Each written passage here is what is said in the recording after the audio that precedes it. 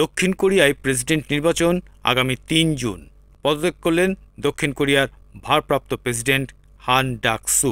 দক্ষিণ কোরিয়ার ভারপ্রাপ্ত প্রেসিডেন্ট হান ডাক-সু গত বৃহস্পতিবার পদত্যাগ করলেন এবং জানালেন যে তিনি ৩ জুন অনুষ্ঠেয় প্রেসিডেন্ট নির্বাচনে প্রতিদ্বন্দ্বিতা করবেন। সিউলের সরকারি কমপ্লেক্সে এক সাংবাদিক বৈঠকে এই ঘোষণা করেন তিনি। প্রসঙ্গত, গত বছরের ২৭শে ডিসেম্বর থেকে চলতি বছরের ২৪শে মার্চ একই সাথে দেশটির ভারপ্রাপ্ত প্রেসিডেন্টের পাশাপাশি ভারপ্রাপ্ত প্রধানমন্ত্রীর দায়িত্ব পালন করছিলেন তিনি। প্রাক্তন প্রেসিডেন্ট ইউন সুক ইয়োলের সরে যাওয়ার পর প্রেসিডেন্ট পদে শূন্যতা তৈরি হলে সংবিধান অনুযায়ী ৬০ দিনের মধ্যে নতুন নির্বাচন অনুষ্ঠিত হওয়ার কথা।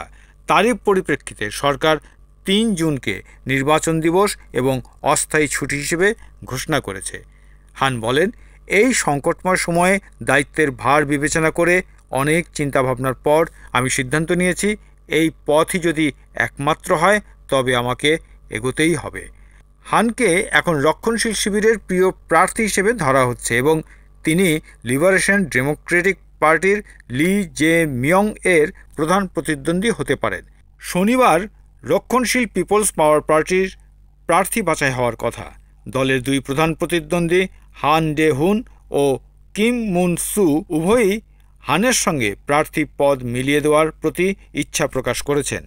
প্রার্থীদের ১১ই মের মধ্যে নাম দাখিল করতে হবে এবং ১২ই মে থেকে আনুষ্ঠানিকভাবে নির্বাচনী প্রচারণা শুরু হবে। নির্বাচিত প্রেসিডেন্ট শপথ ছাড়াই সরাসরি দায়িত্ব নেবেন। ইউন সুক ইয়োল দেশের দ্বিতীয় প্রেসিডেন্ট, যিনি সাংবিধানিক আদালতের মাধ্যমে সরে দাঁড়ালেন, যার আগে ২০১৭ সালে পার্ক গিউন হে একইভাবে ক্ষমতাচ্যুত হয়েছিলেন।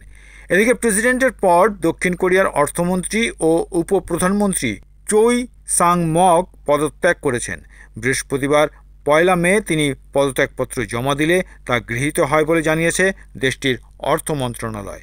ভারপ্রাপ্ত প্রেসিডেন্টের দায়িত্ব নেওয়ার কথা ছিল চোইয়ের, কারণ বিদায়ী ভারপ্রাপ্ত প্রেসিডেন্ট হন ডাক-সু আনুষ্ঠানিকভাবে পদত্যাগ করেন সেই সময়। তবে চোই পদত্যাগ করায় এখন এই দায়িত্ব পড়েছে শিক্ষামন্ত্রী লি জু হোয়ের উপর। তিনি আগামী ৩ জুন অনুষ্ঠিতব্য দেশটির প্রেসিডেন্ট নির্বাচনের সার্বিক প্রক্রিয়া তদারকি করবেন বলে আশা করা হচ্ছে।